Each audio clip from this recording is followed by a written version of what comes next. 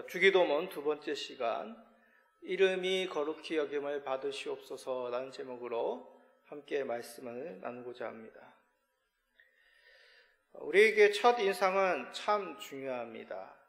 음식에 대한 첫인상, 사람에 대한 첫인상, 또 여행지를 갔을 때 그 여행지에 대한 첫인상, 이 첫인상에 따라서 어떤 것인지, 그곳이 어떤 장소인지, 어떤 사람인지 생각을 가지게 되는 것이죠. 음식에 대한 첫인상이 맛없게 느껴지면 앞으로 그 음식을 먹을 일이 극히 드물게 될 것입니다. 사람에 대한 첫인상도 마찬가지죠. 그 느낌 받았다면 많은 시간 지나야지 그 첫인상이 변하게 됩니다. 여행지에 대한 첫인상은 어떻습니까? 여행지에서의 경험, 첫 경험이 어떤가?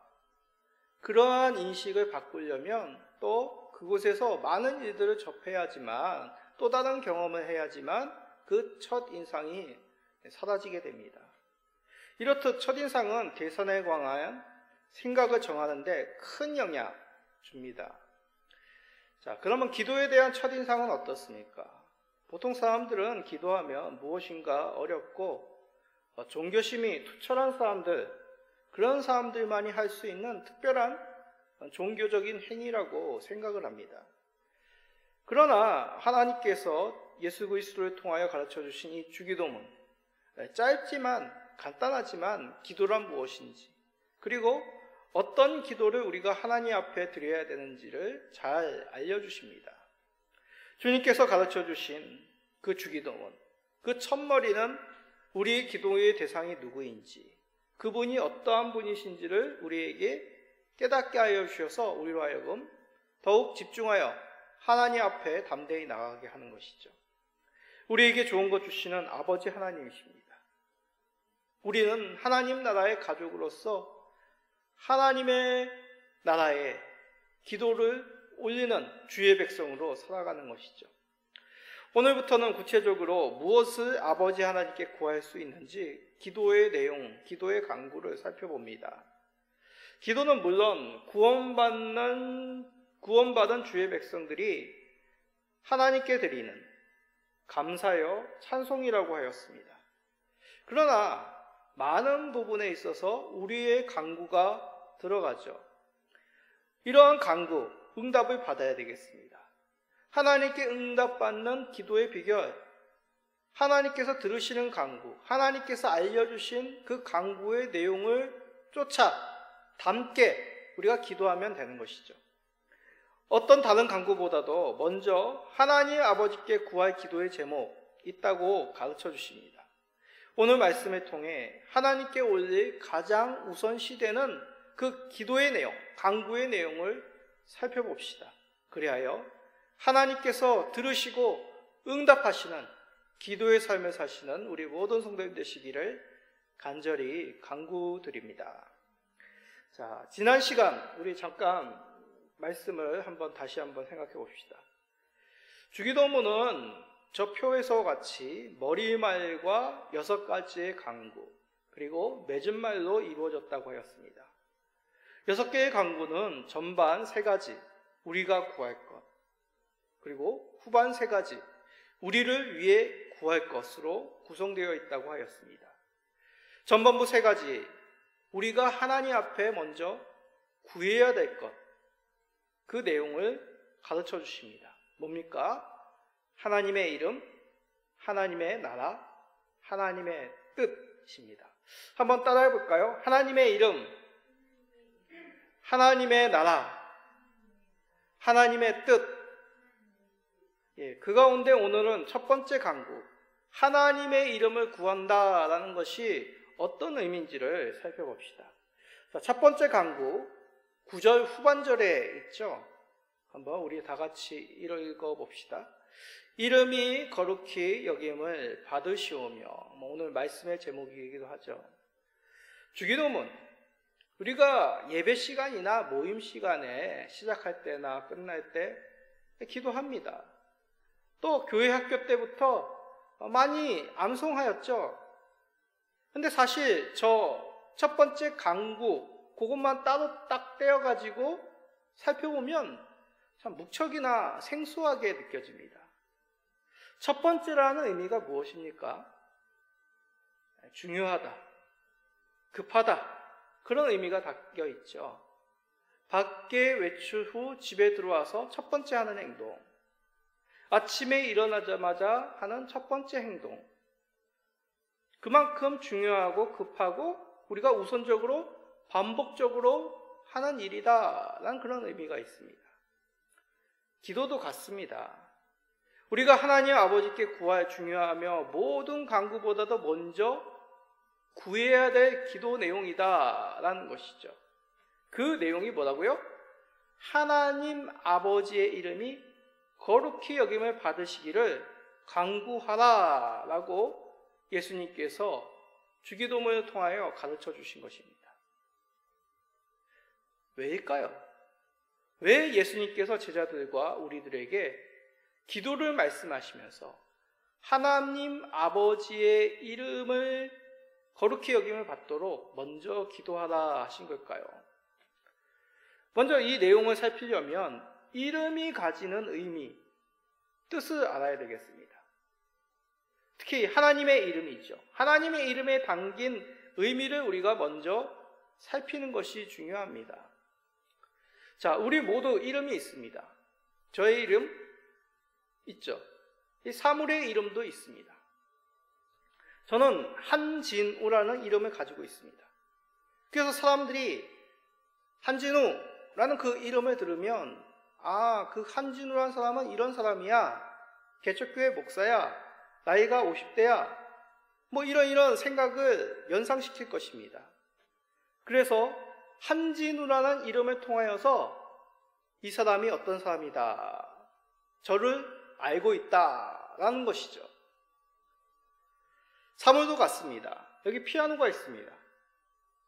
피아노라는 그 이름을 들으면, 연상을 하면 이게 건반이 있어, 흰 건반, 검은 건반이 있어, 생김새는 이래, 이거는 어떻게 사용해, 악기로서 어떤 음색을 가지고 있어, 그렇게 연상을 할 겁니다. 이렇듯 이름이라는 것은 그 이름이 가지고 있는 그 대상에 대해서 생각을 가지게 하고 또 어떤 그 고정된 이미지를 떠올리게 합니다. 그게 이름이 가지고 있는 역할이죠. 그러면 하나님의 이름은 어떨까요? 가장 중요한 하나님의 이름에 관한 성경의 내용, 여러 번 말씀을 드린 것 같습니다. 바로 모세가 호렙산에서 하나님을 뵐 때의 장면입니다. 하나님께서 호렙산 떨기나무 가운데, 불꽃 가운데 임재하시죠. 모세는 그 가운데 하나님의 부르심을 받고 그 떨기나무, 불에 타고 있는 나무로 가까이 나옵니다. 그때 하나님께서 모세에게 이렇게 명령하시죠. 애굽에 있는 고통받는 이스라엘의 부르짖음을 들었으니 내가 너를 보내어 그들을 구원하겠다. 그런 하나님의 부르심에 모세는 이런 질문을 합니다. 이스라엘 사람들이 너를 보낸 조상의 하나님이 누구냐라고 그 하나님의 이름을 묻는다면 제가 무엇이라고 대답을 할까요? 그러자 하나님께서 이렇게 모세에게 전하라 라고 말씀하셨습니다. 자, 출애굽기 3장 14절 15절 읽어봅시다. 하나님이 모세에게 이르시되 나는 스스로 있는 자이니라. 또 이르시되 너는 이스라엘 자손에게 이같이 이르기를 스스로 있는 자가 나를 너희에게 보내셨다 하라. 하나님이 또 모세에게 이르시되 너는 이스라엘 자손에게 이같이 이르기를 너희 조상의 하나님 여호와 곧 하나님 아브라함의 하나님 이삭의 하나님 야곱의 하나님께서 나를 너희에게 보내셨다 하라. 이는 나의 영원한 이름이요 대대로 기억할 나의 칭훈이라. 자, 내용이 길지만 중요한 부분은 하나님께서 자신을 가리켜 뭐라고 말씀하셨습니까? 스스로 있는 자다라고 그렇게 말씀하셨습니다. 하나님, 이스라엘 사람들이 너를 보낸 자가 누굽니까? 라고 할 때 제가 뭐라고 하나님을 얘기해야 되나요? 그랬더니 하나님이 자신의 이름을 스스로 있는 자다라고 그렇게 말씀합니다. 자, 이걸 히브리어로 직역을 하면 나는 있을 그대로 있는 자다, 있을 자다라는 뜻입니다. 뭐라고요? 나는 있을 그대로 있을 자다. 시제가 어떻게 됩니까? 있을 그대로 있을 자다. 미래 시제죠. 앞으로도 계속 같은 존재로 있을 자다라고 자신을 밝히셨습니다. 이게 무슨 말일까요? 혹시 너 누구냐? 라고 이렇게 물 때 이렇게 얘기하는 사람 있습니까? 나는 앞으로도 계속 있을 자야. 하나님께서 이렇게 말씀하시면 바로 하나님이 어떠한 분이신지를 밝히는 겁니다. 하나님은 앞으로도 계속 계시는 분입니다. 전에도 계셨고 지금도 계시고 앞으로도 계속 그대로 있을 자라는 뜻입니다. 바로 하나님의 신실하심, 변함없으신 하나님임을 밝히시는 것이죠. 세상은 변합니다. 그러나 하나님은, 하나님의 약속하신 그 약속은 변치 않는 것이죠. 이것은 부정적인 의미의 변함이 없다라는 것입니다. 아유, 저 사람 변함이 없어. 그런 의미가 아닙니다. 늘 한결같이 변함없이 신실함을 지키시며 하나님이 하나님 되심을 나타내신다라는 것입니다. 이스라엘 입장은 지금 어떻습니까? 세상은 변하여 자신들은 이제 자유인들이 아니라 애굽의 종이 되었습니다. 구원의 손길이 필요한 것이죠. 그런데 그 구원의 손길, 그 필요한 구원의 손길 이루실 분, 아브라함에게 약속하신, 이스라엘에게 약속하신 그 변치 않는 약속을 신실하게 이루실 그 하나님이다 라고 이렇게 자신을 소개하시는 것입니다. 그래, 나는 아브라함의 약속을 잊지 않고 아브라함에게 약속하셨던 그 하나님, 내가 바로 지금도 동일하게 그리고 앞으로도 동일하게 너희를 구원할 자다. 친히 이렇게 모세에게 알리신 것입니다. 그렇습니다. 우리가 하나님 아버지, 주께서 가르쳐 주신 그 주기도문을 통해 기도하는 첫 번째 강구, 신실하신, 변함없으신, 앞으로도 함께 하시는 그 하나님 아버지이심을 그 이름 가운데 기억하여라 라고 말씀하는 것이죠. 그 이름이 거룩하여지기를 간구하라고 하신 것입니다. 자, 그런데 여기서 우리가 주의해야 될 것이 있습니다. 우리가 하나님 아버지 이름을 거룩하게 만드는 것이 아닙니다. 그 이름을 거룩하게 만드는 주체가 우리가 아닙니다. 하나님께서 자신의 이름을 거룩하게 하십니다. 자, 다시 말씀드립니다. 주체가 누구냐입니다. 거룩하게 만드는 주체, 하나님의 이름이 거룩하지 않으니까 우리가 기도하여 하나님의 이름을 거룩하게 만드는 것이 아니라는 것이죠. 하나님은 그 자체만으로 거룩하신 분입니다. 하나님의 본성이 거룩하신 것이죠. 하나님께서 거룩함에서 벗어날 수가 없으십니다. 그런데 거룩하신 하나님이신데 왜 우리에게 하나님의 이름이 거룩히 여김을 받도록 기도하라 라고 그렇게 말씀하신 걸까요? 자, 다시 한번 이 첫 번째 강구 내용을 한번 주의 깊게 봅시다. 이름이 거룩히 여김을 받으시오며. 자, 한글이 좀 우리나라 말이 좀 힘든 게 여기 있는데, 여김을 받는 것을 집중해서 보십시오. 무슨 말입니까? 사람들이 하나님의 이름을 거룩히 여기도록 강구하는 것입니다. 자, 이게 무슨 차이냐? 예를 들어 설명합니다. 밤길에 갈 때 이제 가로등이 있죠. 사람들은 이 어두운 길에서 더 잘 보고 갈 수 있는 그 방법이 뭐가 있을까요? 사람들이 눈의 영양 상태, 조리개가 더 커져서 고양이처럼 눈이 밝아져서 밤길을 잘 볼 수도 있습니다. 그런데 또 다른 방법은 가로등이 더욱 밝게 빛나면 어떻습니까? 사람들이 밤길에 더 잘 볼 수가 있는 것이죠. 마찬가지입니다. 하나님의 이름이 거룩히 여김을 받는 그 강구를 하는 것, 더욱 하나님의 이름이 밝게 빛나서, 그래서 하나님의 백성도, 하나님을 믿지 않는 세상 사람들도, 세상 만물들도 그 하나님의 빛을, 하나님의 이름을 깨닫게 된다는 얘기입니다. 얼마나 중요하고 우리가 우선적으로 기도할 내용입니까? 우리가 믿는 하나님, 우리를 구원하신 하나님의 이름이 세상 만방에 더욱 찬란하게 빛나기를 간구하는 내용이 바로 주기도문의 첫 번째 간구, 아버지의 이름이 거룩히 여김을 받기를 간구하는 것입니다. 하나님을 알지 못하는 자들이 하나님께 나와 무릎을 꿇고 하나님의 그 영광됨을 바라보게 되는 것이죠. 마치 애굽의 바로왕과 애굽 사람들이, 또 세월이 흘러 하나님의 존재를 잊어버렸던 이스라엘 사람들이 하나님의 오심을 통하여, 하나님이 행하신 그 구원의 손길을 통하여 하나님의 이름을 알게 되었듯이, 그 영광을 보게 되었듯이 하나님의 이름이 더욱 찬란하게 빛나기를 간구하는 것입니다. 지금도 동일합니다. 하나님의 이름을 알지 못한 세상입니다.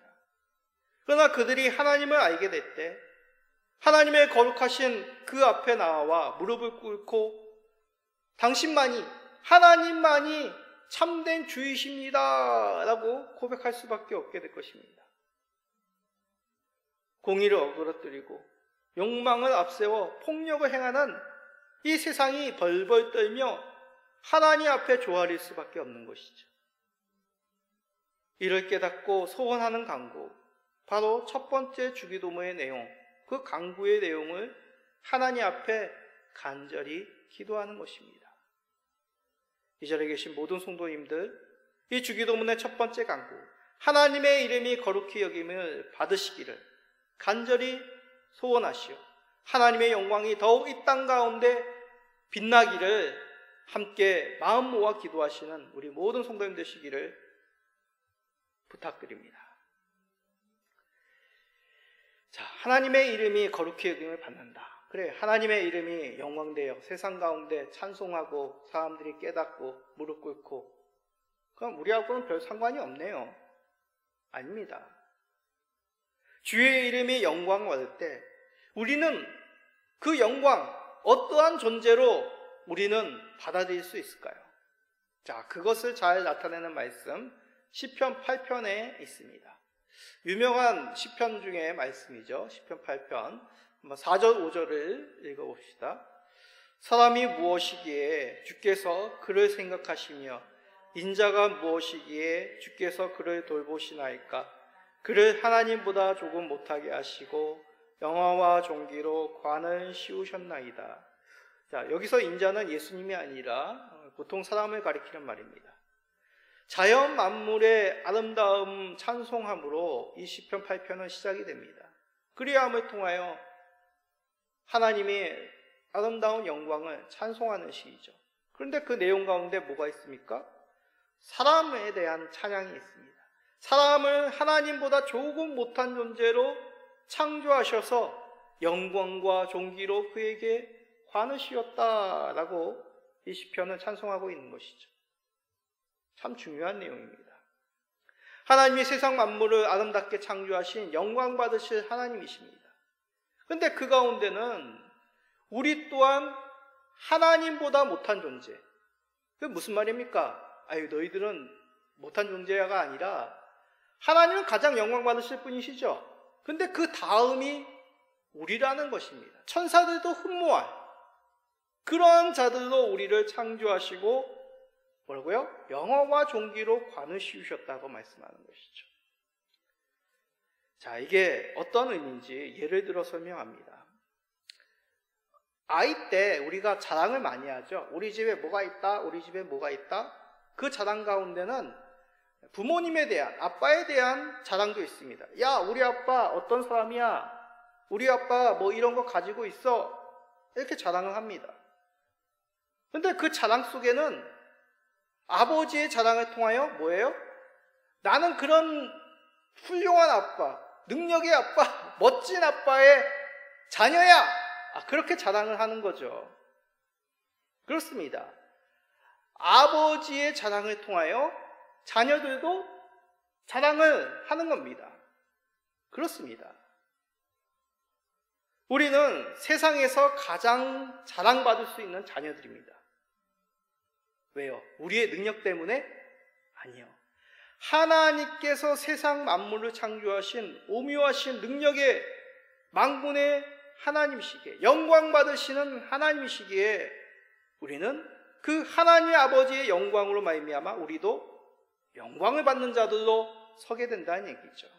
이것이 바로 주께서 가르쳐 주신 이 첫 번째 강구의 내용 속에 있는 바로 아버지의 이름이 높임을 받기를 강구하는 것입니다. 우리는 이러한 기도의 내용 속에서 우리가 자랑받을 수 있는, 높임을 받을 수 있는 비결을 발견하게 됩니다. 세상의 것으로서는요, 세상 속에서 우리가 높임을 받을 수가 없습니다. 세상이 어디입니까? 자기 홈그라운드입니다. 자기들 것으로 자기 홈그라운드에서 비교하는데 어찌 우리가 그 비교의 대상이 될 수가 있겠습니까? 세상은 자기의 영광을 뺏기지 않으려고 계략들을 씁니다. 어떤 계략? 너희들도 세상의 것을 흠모하고 세상의 것으로 비교해. 비교하면 어떻습니까? 우리의 홈그라운드가 아니에요. 우리의 고향은 하늘입니다. 하늘의 백성이기 때문에 세상의 것을 가지고 있는 자들에게, 세상의 소유, 그 고향이 세상인 사람들과 비교할 때는 우리가 비교의 대상이 될 수가 없습니다. 그러나 우리가 하나님의 영광, 이 땅 가운데 그 영광을 구하는 것이 아니라 하나님의 영광을 구할 때 우리는 세상 것과는 비교할 수 없는 바로 하나님의 자녀들, 하나님의 백성, 그 영광을 깨닫게 되는 것이죠. 우리 하나님 아버지, 세상을 창조하시고 다스리시는 분이십니다. 장차 오셔서 세상 사람들이 자랑하던 그 모든 것 한낱 볼품없는 먼지로 만들어주실 그 심판의 주이십니다. 세상의 어떤 것과도 비교할 수 없는 권세와 능력을 가신 분이 우리 하나님 아버지 되신다는 것이죠. 그가 영광을 받으시면 우리도 그 하나님의 영광 가운데 같이 영광받는 존재로 더욱 빛나게 된다는 것이 이 첫 번째 강구 속에 있는 것입니다. 정말일까요? 정말 우리가 하나님의 영광을 구할 때 우리가 하나님의 그 영광, 하나님께서 씌우신 그 종기의 관이 우리 머리에 있음을 알게 되는 것일까요? 사도행전은 그것을 알려줍니다. 사도행전 16장을 보면 바울과 실라가 빌립보 감옥에 갇히는 장면이 나옵니다. 세상의 기준을 볼 때 그들이 뭡니까? 죄수입니다. 그냥 자기 종교 활동 열심히 하다가 사람들에게 손가락질 받아서 갇혀있는 죄수입니다. 세상의 기준, 세상의 영광으로 볼 때는 정말 미련한 사람들, 볼품없는 사람들이죠. 그러나 그들이 그 세상의 영광 가운데 마음이 뺏기지 아니하고 오히려 찬송함으로 그 감옥 속에서 하나님의 이름을 높일 때, 하나님의 이름을 영광되게 할 때 어떤 일이 일어났습니까? 그때 갑자기 큰 지진이 일어나고 옥문이 열립니다. 간수가 오히려 무서워 그들 앞에 떨며 내가 어찌하여 구원을 받을 수 있냐라고 질문하였습니다. 주 예수를 믿으라. 그리하면 너와 내 집이 구원을 얻으리라.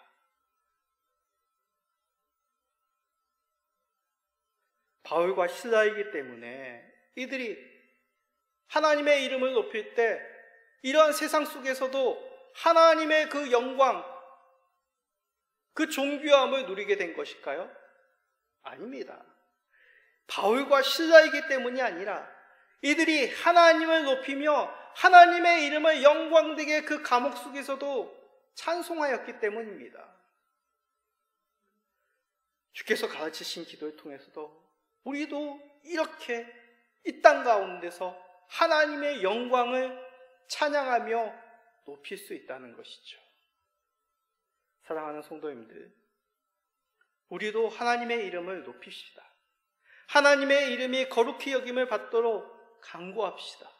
그리하여 거룩한 하나님의 영광 가운데 참여하시는 우리 모든 성도님 되시기를 간절히 간구드립니다. 자, 이 내용을 조금 더 살펴봅시다. 하나님께서 영광을 받으시면 우리도 영광을 받는다. 이것은 다르게 얘기하면 하나님께서 우리를 하나님의 영광으로 인도한다는 것입니다. 참여하게 만드는 것이죠. 왕이 신하에게 이렇게 말합니다. 너를 나의 영광 가운데 참여하게 만들게. 어떻게 가능할까요? 너는 내 신하니까 나의 보호를 받아. 내 지도를 받아. 내 법에 따라 순종해. 그럴 때 내가 너를 영광 가운데 인도할게. 이해가 되시죠? 하나님의 이름이 거룩히 여김을 받으시기를 간구하는 것, 바로 우리를 인도하여 그 하나님의 영광 가운데로 이끄신다는 것입니다. 하이델베르그 교리문답 122문은 이것을 잘 가르쳐주고 있습니다. 질문은 첫 번째 간구는 무엇입니까? 라는 질문입니다. 자, 그것에 대한 답은 굉장히 긴데 우리가 지금 이 자리에 살펴볼 내용만 추려서 한번 읽어봅시다. 또한 우리의 모든 삶을 지도하시고 우리의 생각과 말과 행동을 주장하셔서 주님의 이름이 우리 때문에 더럽혀지지 않고 오히려 영예롭게 되고 찬양을 받게 하옵소서. 우리의 모든 삶을 지도하시어 생각과 말과 행동을 주장해 달라고 주기도문의 첫 번째는 간구는 말씀하고 있다는 것이죠. 이런 내용 여러 말씀들을 통하여 증명하고 계시는데 시편 23편 3절을 한번 봅시다. 내 영혼을 소개시키고 자기 이름을 위하여 의의 길로 인도하시는도다. 유명한 시편 23편 말씀이죠. 무슨 말씀입니까? 여호와는 나의 목자시니 하나님께서 목자가 되십니다. 우리의 영혼을 살리시고 의의 길로 인도하시는 목자 되시는 하나님, 성실하신 목자로서 어떻게 해요? 자기 이름을 걸고 우리를 양과 같이 의의 길로, 생명의 길로 인도하신다고 말씀하십니다. 얼마나 큰 위로가 됩니까? 하나님께서는 자신의 이름을 걸고 우리를 생명으로, 구원으로, 영광으로 인도하신다는 뜻입니다. 우리 하나님은 그러지 않아도 됩니다. 공의의 하나님이십니다. 공의로 우리를 심판하셔도 어떤 누구도 어떤 무엇도 이 일을 제기할 수 없습니다. 그러나 또한 하나님은 신실하신 하나님이시죠. 약속하신 바를 반드시 행하실 우리 하나님이십니다. 그래요, 하나님은 자신의 이름을 걸고 이 범죄한 우리들, 연약한 미련한 양과 같은 우리들을 의의 길로, 구원의 길로 인도하신다라고 말씀하는 것이죠. 이 내용이 에스겔 36장에 잘 나와 있습니다. 에스겔 36장 23절 읽어봅시다. 여러 나라 가운데서 더럽혀진 이름, 곧 너희가 그들 가운데에서 더럽힌 나의 큰 이름을 내가 거룩하게 할지라. 내가 그들의 눈앞에서 너희로 말미암아 나의 거룩함을 나타내리니 내가 여호와인 줄을 여러 나라 사람이 알리라. 주 여호와의 말씀이니라. 이스라엘이 범죄하여 하나님의 이름이 땅에 떨어졌습니다. 이스라엘을 멸절시키고 다른 민족을 하나님의 언약의 백성을 삼아도 아무 누구도 이 일을 제기할 수 없습니다. 그러나 하나님께서 어떻게 하셨습니까? 그들을 구원해 주셨습니다. 그들을 가나안 땅으로 인도하셨죠. 그리하여 세상 만방에 하나님께서 거룩하신 분이심을 증명하셨습니다. 만약 하나님께서 이스라엘을 심판하셨다면 세상은 말하겠죠. 아유, 하나님도 걔네들은 어쩔 수가 없나 봐. 하나님도 범죄한 그들을 어떻게 약속으로 이끄실 수가 없나 봐. 포기할 수밖에 없나 봐. 그렇게 하나님의 이름을 모욕되게 하였을 것입니다. 그러나 하나님은 능력의 하나님, 약속의 하나님, 그의 이름 가운데 신실하게 응답하실 하나님이시죠. 그래서 하나님의 진정한 능력, 이 범죄한 자들까지도 방해와 불신 속에서도 하나님을 영광되게 하는 그 이름 가운데 그들을 건져주셨다는 얘기죠. 구원해 주셨다는 것이죠. 예수님께서도 불신하는 제자들에게 끊임없이 그들에게 복음을 가르치시고 말씀을 심겨주시고 기도하심을 통하여 그들을 하나님의 백성으로 예수님의 제자로 세우셨습니다. 십자가를 지시기 전 마지막 제자들을 위해 중보하시면서 이렇게 기도하셨죠. 요한복음 17장 26절입니다. 내가 아버지의 이름을 그들에게 알게 하였고 또 알게 하리니 이는 나를 사랑하신 사랑이 그들 안에 있고 나도 그들 안에 있게 하려 함이니이다. 예수님으로 말미암아 하나님의 이름을 알게 하였다라고 그렇게 말씀하십니다. 그리하여 이들이 하나님의 사랑을 깨닫고 나도 예수님도 그들 안에 거하게 하셨다라고 말씀하시는 것이죠. 이렇습니다. 하나님의 이름을 걸고 우리 아버지의 이름을 걸고 기도한다는 것은 하나님의 그 신실하신 가운데 우리를 믿음으로 하나님의 자녀로 언약의 백성으로 하나님의 사랑 가운데로 이끄신다는 얘기죠. 그리하여 예수님의 기도와 같이 그들이 사랑하신 예수님을 사랑하신 그 사랑 가운데로 사랑받고 예수님도 그들 가운데 있게 만드시는 것입니다. 우리가 이 자리에 있는 것, 하나님의 신실하신 이름이 거룩히 여김을 받으셨기 때문입니다.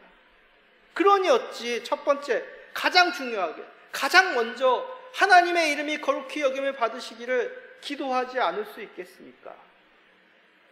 한 줄도 안 되는 이 짤막한 강구 속에 이 놀라운 은혜가 담겨 있는 것입니다. 우리의 기도는 바뀌어야 됩니다. 이것도 주시고 저것도 주시고 우리 자녀들도 잘 되게 하시고 나도 잘 되게 하시고 물론 그것도 필요합니다. 나의 중심적인 기도도 필요합니다. 그러나 먼저 우선적으로 하나님의 이름이 높여지기를 우리는 간구해야 될 것입니다. 하나님의 아버지의 이름이 거룩히 여김을 받으시기를 간구할 때 그 하나님의 신실하신 영광 가운데 우리가 함께 들어가게 됩니다. 우리를 인도하신 그 보호의 의미, 구원의 의미를 더욱 깊이 깨닫게 됩니다. 하나님의 이름이 높여지기를 기도하심으로 그 하나님 영광의 기쁨을 더욱 세상에서도 경험하시는 우리 모든 성도님 되시기를 예수 그리스도의 이름으로 축복드립니다. 아멘.